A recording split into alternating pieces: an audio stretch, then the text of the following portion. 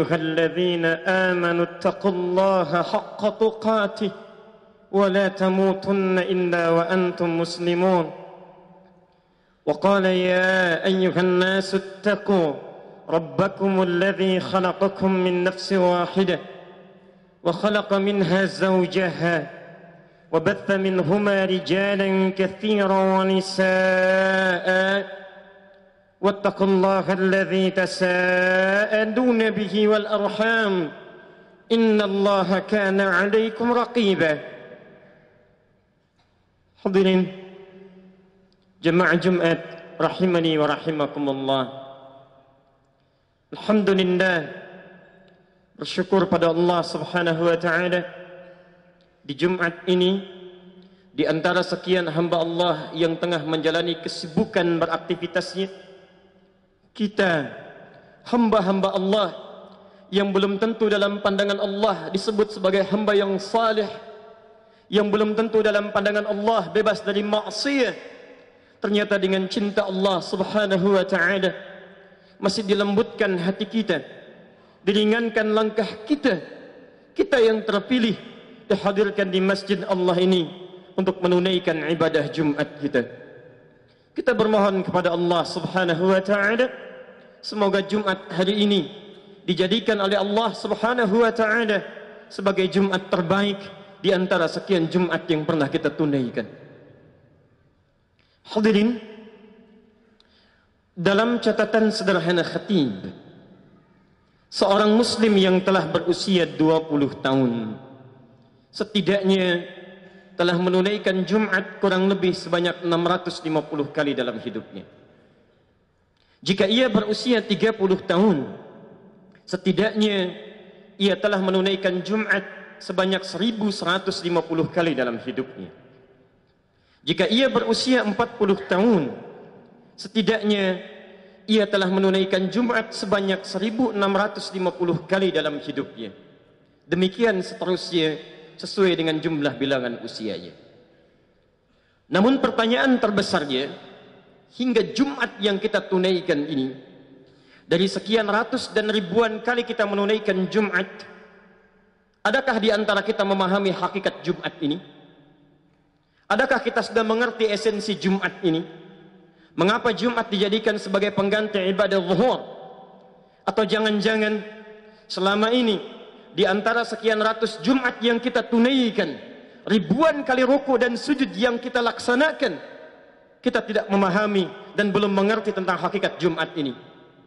Jangan-jangan di antara kita menunaikan Jumat hanya sekedar menunaikan ibadah formalitas saja, numpang ikut duduk, mendengarkan khutbah, kadang-kadang mengantuk, bahkan ada yang tertidur, kemudian menunaikan sholat 2 rakaat lantas pulang begitu saja.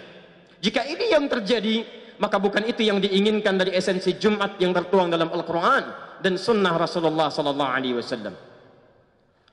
Karena itu, dalam kesempatan yang singkat ini, kita akan coba menghadirkan kembali esensi Jumat dalam Al-Quran dan tuntunan Rasulullah SAW. Hadirin rahimani wa rahimakumullah. Berbicara tentang hakikat Jumat, kita akan diantarkan oleh perjalanan sejarah pada rutinitas kaum jahiliyah, bahkan jauh sebelum Nabi SAW diutus menjadi Nabi dan Rasul. Kala itu, orang-orang jahiliyah sudah memiliki kebiasaan rutin dalam sepekannya. Ada di antara mereka yang berprofesi sebagai pedagang, dikenal dengan nama tujar. Ada di antara mereka yang menyibukkan dirinya untuk menghimpun syair, lirik-lirik yang indah, dikenal dengan syu'ara. Ada di antara mereka yang bahkan mereka habiskan hidupnya untuk merumuskan, menulis mantra-mantra dan jimat-jimat yang akan mereka pasarkan, yang disebut dengan kuhan dan sahir, dukun dan para tukang sihir. Mereka ini beraktivitas dalam sepekan, dimulai dari hari yang pertama disebut dengan Al-Ahad. Hari yang kedua disebut dengan Yaumul Itsnin, diserap ke dalam bahasa Indonesia menjadi hari Senin. Hari ketiga mereka namakan Yaumut Thulatha, dari bahasa Arab Thalathah, diserap ke dalam bahasa Indonesia menjadi hari Selasa. Hari selanjutnya keempat mereka namakan Yaumul Arbi'ah, dari kata arba'ah diserap ke dalam bahasa Indonesia menjadi hari Rabu. Hari yang kelima mereka namakan dengan Yaumul Khamis, dari kata khamsah diserap ke dalam bahasa Indonesia menjadi hari Kamis. Di sepekan ini dari hari Ahad sampai dengan hari Kamis mereka akan sibukkan waktunya untuk menunaikan rutinitas yang tadi telah disebutkan. Bagi para pedagang, mereka akan mengumpulkan harta, sibuk mencari dunia, kumpulkan tenaga untuk mengumpulkan satu tanda kehormatan yang akan mereka kumpulkan pada hari yang keenam yang selanjutnya. Demikian para syuara, mereka akan pergi ke lembah-lembah, ada yang pergi ke bukit-bukit, mengumpulkan ide-ide cemerlang untuk mendatangkan ilham dan meneruskan puisi-puisi syairnya. Demikian Quran mengilustrasikan di Quran surah ke-26 ayat 224 itu. Demikian kahin, sahir, mereka akan sibukkan waktunya untuk mencari merumuskan mantra-mantra ajaib yang mereka akan kumpulkan dan tampilkan pada hari yang selanjutnya. Di hari apa itu? Hari yang keenam. Yang uniknya, mereka akan namakan bukan dengan nama bilangan lagi.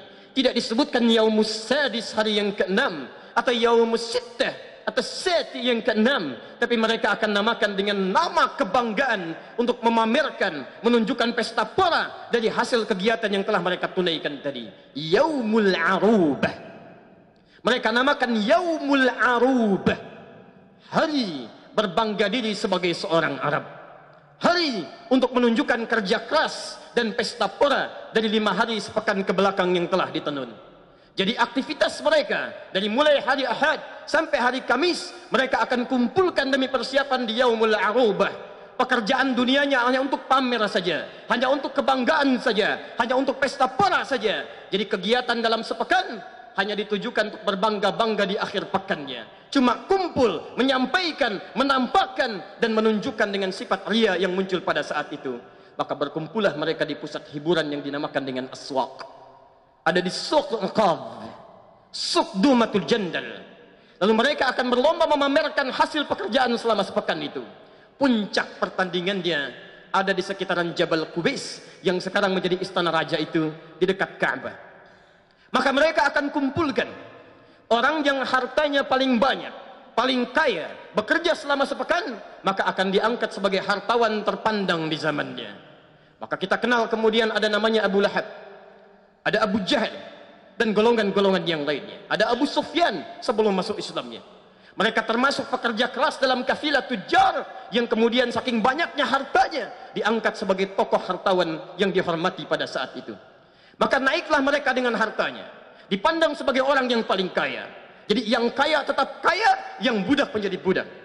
Yang hebat semakin meningkat, yang tidak punya apapun nestapa dalam kehidupannya, tidak perhatian dalam sisi kehidupannya, tidak melihat siapa yang ada tetangga di sampingnya. Yang penting saya akan diangkat dan inilah saya. Demikian para syuara, mereka akan berlomba menampilkan syair-syair terbaiknya. Ada Imra'il Qais, ada Nabigah Az-Zibyani, ada Zuhair bin Abi Salma, ada Al-Khutayah. Dan yang paling hebat syairnya, yang paling bagus liriknya, akan ditulis dengan tinta emas dan ditempelkan di dinding Ka'bah yang disebut dengan mu'allaqat itu, yang kelak di zaman Islam akan digantikan dengan kiswah yang dituliskan dengan tinta emas juga. Demikian kahin, dukun, sahir, tukang sihir, mereka akan pamerkan mantra-mantra terbaiknya yang mereka rumuskan selama sepekan ke belakang, mereka akan tampilkan. Maka yang paling unggul mantranya, dialah yang akan jadi tokoh sentral spiritual yang menginspirasi semua lekuk kegiatan dan merumuskan serta mengizinkan apakah kegiatan terjadi atau tidak dengan izin mereka. Demikianlah hadirin. Selama sepekan kegiatan hanya untuk dunia, dunia, dunia. Kumpul, pamer, pamer, pamer, pesta, pora, hiburan, menunjukkan saya yang paling atas, ini yang paling rendah. Allahu Akbar.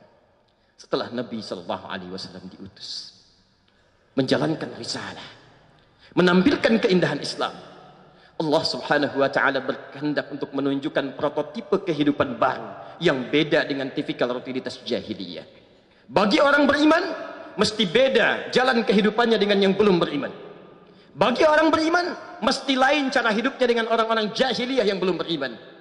Maka sesaat sebelum berhijrah ke Al-Madinah Al-Munawwarah itu, Allah turunkan satu ayat dalam satu surah yang akan melahirkan satu sejarah menunjukkan perbedaan karakteristik jahiliyah dengan orang-orang beriman. Turunlah Quran surah Al-Jumu'ah ayat ke-9, posisi paling kiri sebelah atas itu. Perhatikan kalimatnya dan mari kita lihat esensinya. Ya ayyuhalladzina amanu idza nudiya lis-salati min yaumil jumu'ati fas'au ila dzikrillahi wa dzarul bai' dzalikum khairul lakum in kuntum ta'lamun. Allahu akbar. Allahu akbar. Allah memanggil orang-orang beriman untuk membedakan dengan yang belum beriman. Kemudian akan memberikan sesuatu yang penting yang menunjukkan karakter yang berbeda dengan yang belum beriman. Ya ayyuhalladzina amanu. Hei orang-orang yang telah menyatakan dirinya beriman kepada Allah Subhanahu wa taala. Idza nudiya lis-salati min yaumil jumu'ah. Jika kalian kemudian diseru untuk mendekat kepada Allah menunaikan salat di hari Jumat. Hadirin, namanya kemudian dirubah oleh Allah Subhanahu wa taala. Orang yang terbiasa berkumpul-kumpul yaumul arubah, kumpul untuk bangga, kumpul untuk pamer, seketika dengan turunnya ayat ini, hari untuk orang beriman dirubah namanya oleh Allah menjadi Jumu'ah, bukan arubah. Bagi jahiliyah yang belum beriman arubah, bagi kalian orang-orang beriman Jumu'ah. Apa itu Jumu'ah? Dalam bahasa Arab kalimat Jumat setidaknya memiliki satu akar kata bernama al-jam'u yang memiliki tiga makna. Tiga makna. Satu, sesuatu yang berkumpul rapat. Yang kedua, yang saling menguatkan satu dengan yang lainnya. Tidak hanya sekadar berkumpul, tapi merapatkan satu dengan yang lainnya. Karena itulah surah Al-Jumu'ah diawali dengan surah As-Saff ke-61. Untuk memberikan isyarat bahwa Jumat diawali dengan merapatkan hubungan satu dengan yang lainnya. Tapi yang paling indah, makna yang ketiga, yang diiringi dengan saling memperhatikan satu dengan yang lainnya. Jadi bukan sekadar berkumpul, bukan sekadar datang, tapi juga memperhatikan satu dengan yang lainnya. Seakan-akan Allah ingin mengisyaratkan dalam penamaan ini, kalau orang-orang jahiliyah yang belum beriman cuman kumpul-kumpul saja, cuman bangga-bangga saja, cuma senang-senang saja, orang beriman tidak. Yaumul Jum'ah diundang oleh Allah Subhanahu wa taala ke tempat terbaik di muka bumi, bukan di hotel, bukan di pusat hiburan, bukan di tempat pesta pora, tapi di tempat di rumah Allah Subhanahu wa taala, masjid. Untuk apa? Kalau cuma kumpul. Jangankan orang beriman, non muslim pun bisa kumpul, orang beriman tidak. Untuk berkumpul, merapatkan dan memberikan perhatian satu dengan yang lainnya. Kalau orang jahiliyah cuma kumpul, tunjukkan saya yang paling kaya, saya yang paling hebat, saya yang paling tinggi segalanya. Orang beriman tidak. Dia mesti tahu siapa yang hadir di sampingnya. Dia kenal siapa yang ada di depannya. Dia lihat apa kebutuhannya. Karena itulah demi Allah khatib sampaikan. Demi Allah khatib sampaikan. Nabi SAW setelah turun ayat Jumat ini, dipraktekkan Jumat, tidak pernah terjadi ada Jumat kecuali diketahui siapa yang datang di sampingnya. Siapa yang hadir di masjidnya. Siapa yang membutuhkan bantuan seadanya. Maka Masya Allah, tidak ada orang kelaparan datang Jumat kecuali mendapatkan makanannya. Tidak ada orang kehausan kecuali datang Jumat, hilang dahaganya. Tidak ada orang sakit kecuali datang Jumat, mendapatkan pertolongan dari bagian sakitnya. Tidak ada orang kesulitan kecuali saat datang Jumat, mendapatkan bagian dari kebaikan Jumatnya. Sulaik al-Ghatafani, bukan penduduk Madinah, datang ke masjid Nabi SAW. Kemudian masuk, tiba-tiba langsung duduk. Ditunjuk oleh Nabi SAW, dikatakan, "Idza dakhala ahadakumul masjid fala yajlis hatta yusalli rak'atain." Kalau di antara kalian ada yang masuk masjid ingin i'tikaf, jangan langsung duduk, awali dengan salat 2 rakaat. Hadirin, ulama hadis sepakat mengenai hadis ini. Ini bukan ingin menunjukkan esensi tahiyatul masjid. Ini hadis yang terpisah. Karena orang Madinah sudah paham dengan hukum tahiyatul masjid. Tapi Nabi ingin menunjukkan ini ada teman kita, bukan berasal dari Madinah, belum tahu kebiasaan di masjid. Ketika Nabi menunjuk wajah sahabat ini, maka semua mata tertuju kepadanya. Melihat siapa beliau, apa keperluannya, apa yang ingin dibantu. Dan tidaklah Sulaik meninggalkan Madinah, masjid Nabi SAW, kecuali selesai seluruh keperluannya. Datang seorang ke masjid Nabi SAW. Lantas Nabi melihat orang itu, mengatakan pada para sahabat, siapa yang mau menjamunya. Semua berebut mengangkat tangan. Bukan si fulan, bukan si fulan. Allahu Akbar. Semua mengangkat tangannya mengatakan, bala ana ya Rasulullah. Saya ya Rasulullah. Anda tahu siapa yang dipilih oleh Nabi? Orang pertama yang mengangkat tangan, yang membawa ke rumahnya, yang menyiapkan di rumahnya, menyampaikan kepada istrinya kita akan kedatangan tamu, kita jamu malam harinya. Tidurkan anak-anak terlebih dahulu. Engkau temani mereka tidur. Siapkan hidangannya di meja makan, aku akan temani. Ketika ditemani dalam makannya, Masya Allah, dipadamkan cahayanya. Makan seolah-olah berdua. Yang satu makan dengan lahapnya, yang satu ternyata hanya mengambil udara saja, menunjukkan seakan-akan dia sedang makan, padahal di rumahnya tidak punya bekal makan kecuali satu porsi itu saja. Anda bisa bayangkan semangat Jumat yang dididik oleh Nabi SAW menghadirkan Jumat solusi, bukan cuma Jumat kumpul-kumpul. Lantas besoknya Nabi mengatakan, Masya Allah, ada ahli surga yang menjamu seorang tamu tadi malam. Jumat solusi hadirin. Jumat solusi ya ikhwan. Nabi tidak menginginkan Anda cuma datang, duduk, dengar khutbah, ngantuk, lantas pulang. Ironisnya, itu yang kita dapatkan. Bayangkan kalau itu kita praktekkan dalam kehidupan. Sampai Nabi membuat tempat ahlus suffah sekitaran Madinah. Di situ ada orang-orang yatim, di situ ada pembelajar, di situ ada orang miskin. Yang diketahui ketika datang diberikan bantuannya. Diberikan segalanya sampai diabadikan di Quran surah 59 ayat 9 sampai 10 itu. Wa yu'thiruna 'ala anfusihim walau kana bihim khasasah. Bahkan mereka mendahulukan kepentingan sahabatnya walaupun mereka butuh dengan apa yang mereka perlukan itu. Itulah Jumat. Di mana kita di antara semua itu. Jangan-jangan selama ini Jumat kita tidak kenal siapa yang hadir di samping kita. Siapa yang berada di belakang kita. Padahal kita paham maknanya, tahu hadisnya.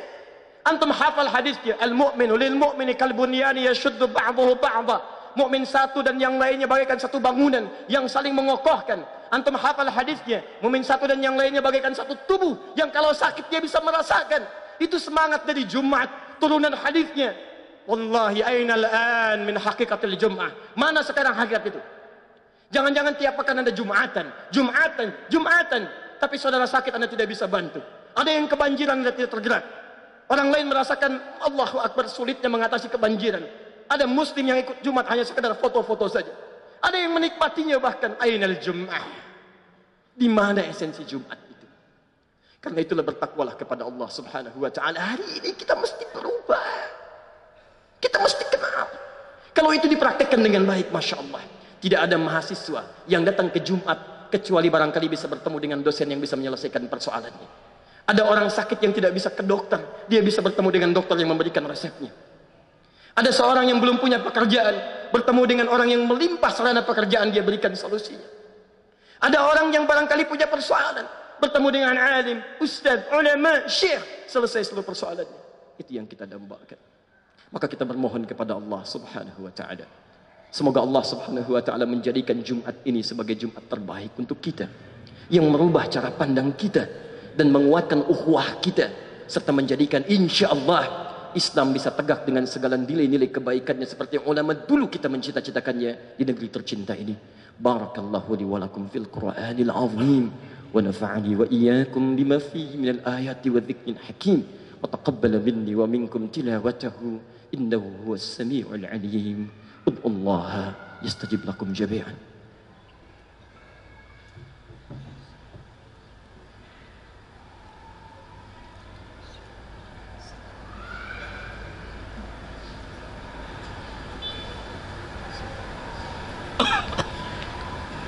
Alhamdulillah wassalatu wassalamu ala rasulillah wa ala alihi wa sahbihi wa mawana amma ba'd faya ibadallah usi nafsi wa iyyakum bitaqwallahi faqad fazal muttaqun fala tamutunna illa wa antum muslimun. Hadirin, sebelum kita berdoa kepada Allah Subhanahu wa taala, kita ingin menguatkan kembali sedikit untuk melengkapi makna Jumat tadi. Setelah kita paham bahwa Jumat itu adalah Jumat solusi, Jumat ukhuwah, Jumat untuk mengeratkan silaturahim di antara kita, lantas kemudian Allah ingin mengingatkan kepada kita, tidak cukup dengan berkumpul saja. Kalau sekedar kumpul, saling bertemu, saling curhat, jangankan Anda yang beriman, non-muslim pun bisa melakukan itu. Maka diteruskan kalimatnya dengan fas'au ila dzikrillah. Ini bagian penutup yang paling penting.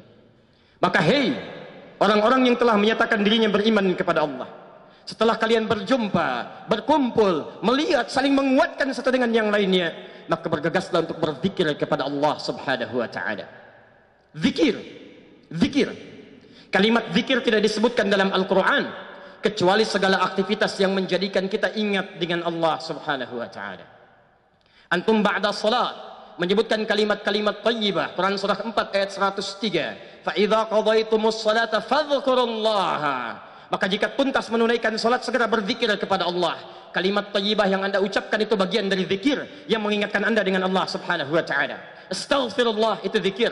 Hadis Muslim hadis 591. La ilaha illallah wahdahu la syarika lah, lahul mulku wa lahul hamdu wa huwa ala kulli syai'in qadir. Itu zikir. Hadis Muslim hadis 593. Subhanallah walhamdulillah wa la ilaha illallah wallahu akbar. Itu zikir. Hadis Muslim hadis 597. Anda yang kemudian berdoa, itu pun zikir. Quran surah kedua ayat 152. Fadhkuruni adzkurkum. Maka ingatlah saya, minta berdoa kepada saya, maka aku akan kabulkan dan mengingat kepada engkau. Zikir, doa bagian dari zikir. Ibnu Majah nomor hadis 925. Tidak pernah Nabi SAW meluangkan waktu dalam hidupnya kecuali selalu berdoa kepada Allah Subhanahu wa taala, bahkan selepas salatnya. Nabi mengatakan, Allahumma inni as'aluka ilman nafi'a wa rizqan halalan thayyiba wa amalan mutaqabbala. Doa itu bagian dari zikir. Membaca Al-Quran itu zikir. Bahkan Quran disebut dengan zikir. Quran surah ke-15 ayat ke-9.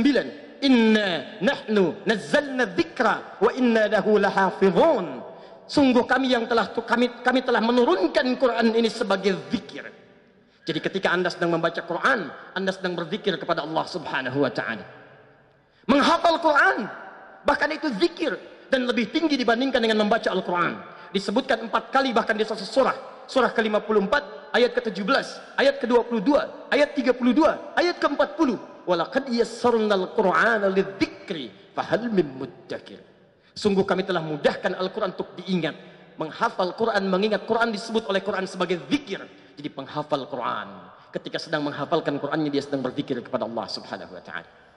Bahkan orang Islam itu bukan cuma salatnya, baca Al-Qurannya, Masya Allah, bukan cuma istighfarnya, doanya, tapi semua aktivitasnya harus menjadi zikir pada Allah Subhanahu wa taala. Quran surah ketiga ayat 191. Alladzina yadhkurunallaha qiyaman wa qu'udan wa 'ala junubihim. Orang-orang beriman itu, ulul albab itu, semua aktivitasnya dijadikan sebagai zikir karena Allah Subhanahu wa taala. Jalannya zikir, duduknya zikir, makannya zikir, bekerjanya zikir. Hadirin, ingat kepada Allah Subhanahu wa taala. Beda antara orang yang berjalan dengan zikir dengan orang yang berjalan tanpa zikir. Orang yang zikir ingat kepada Allah, maka dia akan berjalan sesuai dengan aturan Allah Subhanahu wa taala. Mustahil ada orang jalan beringat kepada Allah kemudian dia berjalan dengan melanggar ketentuan Allah Subhanahu wa taala. Dia akan jaga pandangan karena dia saat memandang ingat dengan Allah Subhanahu wa taala. Allah turunkan ayat di Quran surah ke-24 ayat ke-30. Wa qul lil mu'minina yaghuddu min absarihim. Katakan bagi para pria-pria yang beriman, jalannya menatap harus pada yang diaturkan oleh Allah Subhanahu wa taala saja. Yang baik-baik lihat, yang tidak baik menurut Allah palingkan. Makannya zikir. Mustahil ada orang yang makan mengingat Allah kemudian menyentuh makanan yang tidak disukai oleh Allah Subhanahu wa taala. Kerjanya zikir. Mustahil ada orang bekerja, memegang penanya, ingin tanda tangan proyek dalam pekerjaannya. Saat itu dia ingat kepada Allah Subhanahu wa taala, tapi mampu menggerakkan tangannya untuk tanda tangan proyek yang tidak diridhai oleh Allah Subhanahu wa taala. Harusnya semuanya zikir. Zikir. Sekarang tunjukkan pada kami, ikhwah sekalian, dari sepekan ke belakang yang telah kita jalani sampai Jumat ini, berapa aktivitas kita yang menjadi zikir dalam kehidupan kita? Jangan-jangan kemarin ke pekan ke belakang, Masya Allah, zikir salat kita belum maksimal.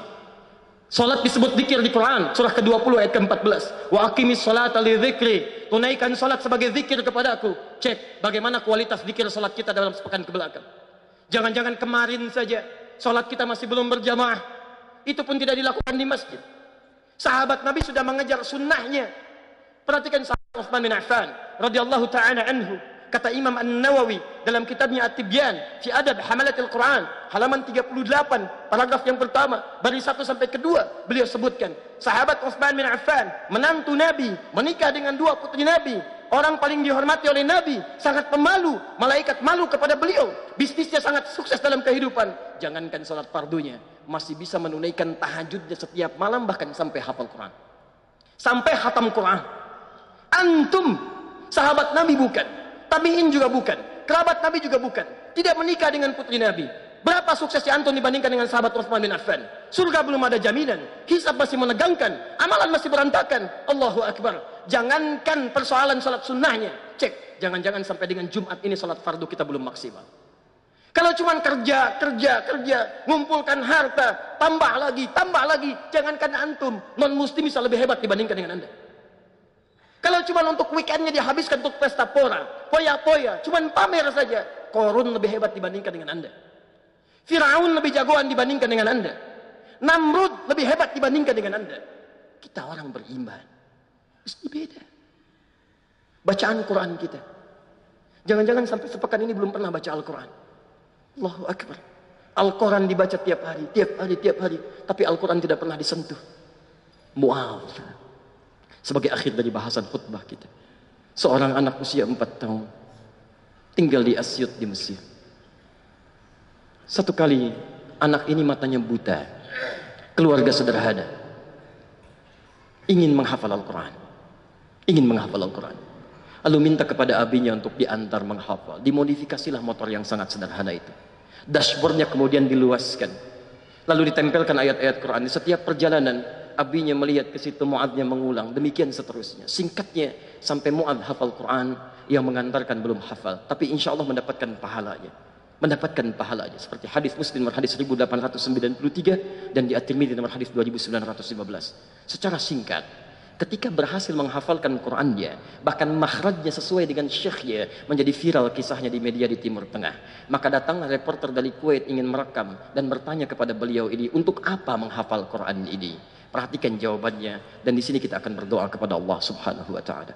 Ya Syekh Mu'adz, ya Syekh Mu'adz, wahai Syekh Mu'adz. Anak 4 tahun sebagai penghargaan dipanggil dengan Syekh. Jika Ananda diperkenankan berdoa saat ini dan dikabulkan, apa yang akan Ananda mohonkan kepada Allah dengan Quran yang telah dihafalkan itu? Perhatikan jawabannya.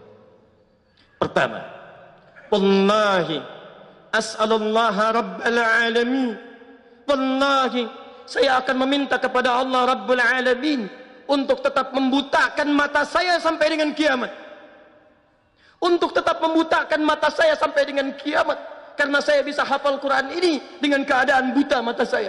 Saya takut kalau mata saya dibuka kembali, lantas saya melihat maksiat dengan mata saya, akan hilang Quran yang telah saya hafalkan itu. Anak 4 tahun, 5 tahun, mata buta, mau menghafal Quran dan menikmati dengan kebutaannya mendapatkan Al-Quran. Antum diberikan 40 tahun, 50 tahun, matanya sehat, fisiknya kuat, sampai hari ini masih belum punya waktu untuk sekedar membaca saja. Antum butuh berapa tahun lagi ya ikhwah? Yang kedua, perhatikan. Wallahi, dia katakan, demi Allah, kata Mu'adz kecil ini, saat saya datang di akhirat nanti, menghadap kepada Allah, indama ji'tu li rabbi yawmal qiyamati yawmal hisab, wala yusahibni abi, dan ayah saya tidak mampu lagi menemani saya, wala ummi, dan tidak ada ibu saya. Faji'tu fardan, kemudian saya akan sendirian, badan saya gemetar, tangan saya bergetar, kaki saya bergetar. Saya akan bermohon kepada Allah, ya Rabb, ya Rabb, saya telah berusaha menghafalkan Quran sampai datang di hadapanmu saat ini.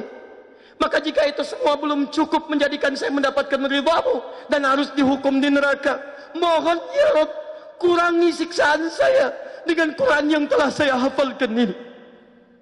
Mohon kurangi hukuman saya ya Allah dengan Quran yang telah saya hafalkan ini.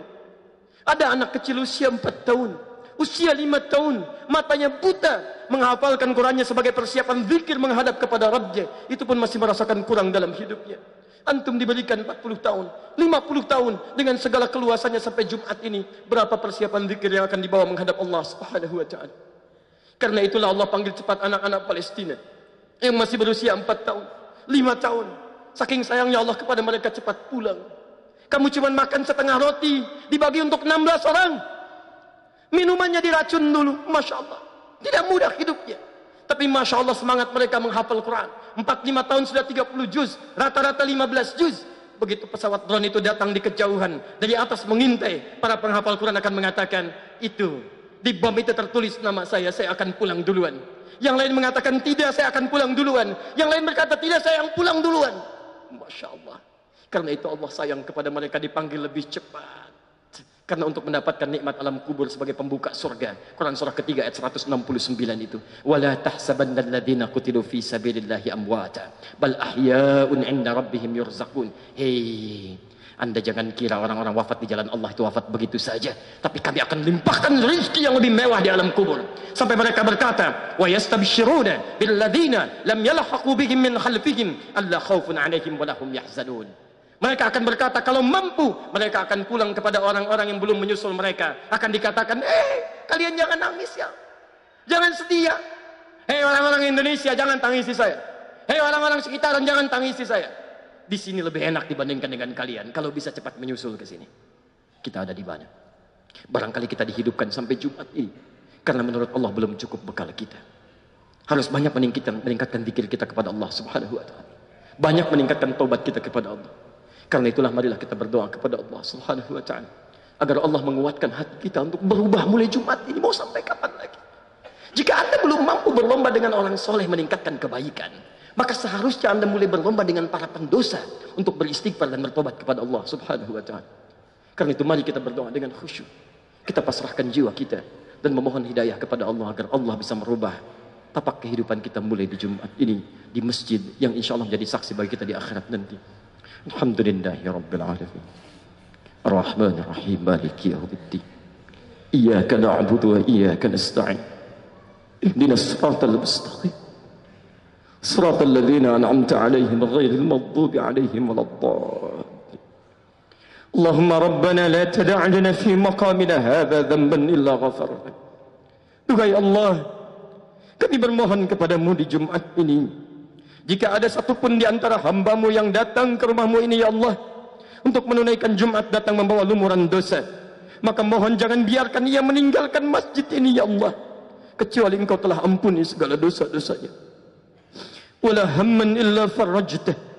Jika ada di antara kami hamba-Mu datang membawa kegelisahan hidup dunia ya Allah, maka mohon jangan biarkan ia meninggalkan tempat-Mu ini ya Allah kecuali Engkau telah tenangkan keadaan jiwanya. Allahumma wala asran illa yassartah. Jika ada di antara kami ya Allah yang datang ke masjid ini membawa kesulitan hidupnya di rumah tangganya, pekerjaannya, kehidupan sosialnya, maka mohon ya Allah dengan Jumat dan niat ikhlas untuk berubah yang ia tanamkan pada jiwanya, mohon angkat dan sembuhkan dan angkat tuntaskan segala kesulitannya ya Rabbal Alamin. Allahumma wala maridan illa syafaitah.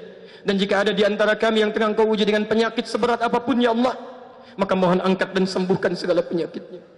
Allahumma idza kana minna ya Allah wahidan qariban aw ba'idan minka ya Rabbal Alamin lam yahtadu ila al-islam wa lam yusallu hatta al-jum'ah wa lam yataqarrabu ila al-Quran.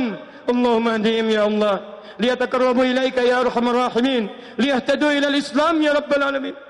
Ya Allah, jika di antara ada keluarga kami ya Allah, jika ada di antara keluarga kami, tetangga kami, kerabat kami, teman-teman kami ya Allah yang sampai hari ini belum memeluk Islam, belum mendapatkan hidayah, maka mohon sentuh hatinya ya Allah, bimbing mereka untuk mengucapkan kalimat syahadat ya Rabbal Alamin. Jika ada di antara kami ya Rabbal Alamin sudah menyatakan dirinya beriman, masuk Islam, tapi masih menjauh darimu ya Allah, masih banyak bermaksiat, masih jauh dalam menunaikan salat, belum mau mendekat kepada tuntunan Al-Quran, maka sebelum Kau wafatkan ia ya Allah, mohon di hari ini Kau berikan hidayah ya Allah, sentuh hatinya ya Allah. Allahumma rizukhu ni'mat at-taubah. Ya Allah, berikan kenikmatan taubat kepadanya ya Allah. Sadarkan bahwa kehidupannya tidak lama ya Allah. Sadarkan ia bahwa ia kapan saja bisa wafat menghadapmu ya Allah. Allahumma rizukhu ni'matan thayyibah wa hayatan fiha husnul khatimah wa yaqulu ya Allah la ilaha illallah Muhammad Rasulullah wa taqulu lana ya Rabbal Alamin bikalimatin mutmainnah ya ayyatuha an-nafsul mutmainnah irji'i ila rabbiki radiyatan mardiyah fadkhuli fi ibadi wadkhuli jannati Ya Allah, berikan kami kesempatan untuk wafat dalam keadaan husnul khatimah, mampu mengucapkan kalimat la ilaha illallah Muhammadur Rasulullah. Dan kau katakan kepada kami dengan panggilan yang indah, ya ayyatuhan nafsul mutmainnah, hei jiwa-jiwa yang tenang, irji'i ila rabbika radiyatan mardiyah, cepat pulang sini kembali kepada Rabbmu yang penuh dengan keridhaan. Fadkhuli fi ibadi, ayo cepat masuk dalam golongan hambaku yang sudah aku nantikan. Wadkhuli jannati, nikmati surga pendahuluan yang sudah aku siapkan. Mohon ya Allah, mohon jadikan kami termasuk dalam golongan itu ya Rabbal Alamin. Unsurna ya Allah minal qaumil kafirin, mohon tolong kami ya Allah dari pengaruh-pengaruh buruk yang mampu menjauhkan kami dari ketaatan kepadamu ya Rabbal Alamin. Unsurna minasyaitonir rajim, mohon tolong kami dari pengaruh setan yang terkutuk. Allahumma unsurna ya Allah minadh dhalimin, mohon tolong kami dari pengaruh orang-orang zalim dalam kehidupan kami ya Allah. Wa nakhussuka bid-du'a li akhwatina fi Filistin wa fi Suriah wa fi Iraq wa fi Afghanistan wa fi Rohingya. Allahumma asbirhum ya Allah, Allahumma unsurhum ya Rabbal Alamin. Allahumma unsurhum ya Rabb. Kami mohon ya Allah, kami mohon di Jumat ini kami khususkan doa untuk saudara-saudara kami di Palestina, di Syria, di Afghanistan, di Irak, di Rohingya. Kami mohon tolong mereka ya Allah, sabarkan mereka ya Allah, dan ampuni kami yang belum mampu menolong mereka dalam kebaikan. Allahumma khafif hisabana, ringankan hisab kami ya Allah, karena tak mampu menolong mereka dalam kebaikan. Allahumma la tuhasibna an dha'afina fi nusratil Aqsa, mohon ringankan hisab kami, ampuni kami ya Allah yang tidak mampu mempertahankan Aqsa. Ampuni kami ya Rabb. Allahumma ja'al baldatana hadhihi Indonesia baldatan thayyibatan wa anta tarda anha. Ya Allah, mohon jadikan negeri kami Indonesia ini negeri yang Engkau ridai, Engkau berkah. Allahumma hdi umara'ana, ya Allah, mohon bimbing para pemimpin kami, anugerahkan hidayah kepada mereka ya Allah untuk mendekat kepada ketentuan-Mu ya Rabbal Alamin. Allahumma ya Allah ulama'ana wahfidhum, dan mohon bimbing para ulama kami serta jaga mereka ya Allah. Waj'alhum minal mukhlasin, jadikan mereka orang-orang ikhlas dalam berjuang. Allahumma wahid sufufana wa jannibna minat tafruqah, satukan saf kami ya Allah. Mohon tanamkan kelembutan di hati kami untuk bersatu dalam kebaikan. Jauhkan kami dari perpecahan ya Allah. Himpun kami ya Rabbal Alamin dalam ridha-Mu. Rabbana atina fid dunya hasanah, fil akhirati hasanah, wa qina adzabannar. Mohon anugerahkan kami segala kebaikan di dunia ini yang mampu kami dapatkan, dan segala kebahagiaan di akhirat yang mampu kami raih. Syafaat-Mu ya Allah, syafaat Quran-Mu ya Allah, syafaat Nabi-Mu Muhammad sallallahu alaihi wasallam, dan bimbing kami untuk mendapatkan teman-teman yang saleh di sekitaran kami, yang mampu menjadi teman-teman kami yang Kau sebutkan di Quran-Mu itu ya Allah. Ma'an nabiyyin was-siddiqin wasyuhada'i was-salihin ya Allah. Allahumma laqad da'awnaka kama amartana fa'ajib du'ana kama wa'adtana. Ya Allah, kami telah datang ke Jumat ini beribadah kepadamu, memohon dengan khusyuk seperti Engkau perintahkan. Maka mohon kabulkan doa-doa kami seperti apa yang telah Engkau janjikan. La tudayyi'u du'ana, mohon jangan sia-siakan air mata kami ya Allah. Mohon ya Rabb, jika dengan semua ini Engkau belum kabulkan juga dengan doa kami, maka mohon tunjukkan kepada kami dengan cara apa lagi kami mesti bermohon kepadamu ya Rahman. Bifadlika subhana rabbika rabbil izzati amma yasifun, wassalamun alal mursalin, alhamdulillahi rabbil alamin. Ibadallah, Allah ya'muru bil 'adli wal ihsan wa ita'i dzil qurba wa yanha 'anil fahsya'i wal munkari wal baghi ya'izukum la'allakum tadhakkarun wa la dzikrullahi akbar wallahu ya'lamu ma tasna'un. Aqimus shalah. Rahmatullah.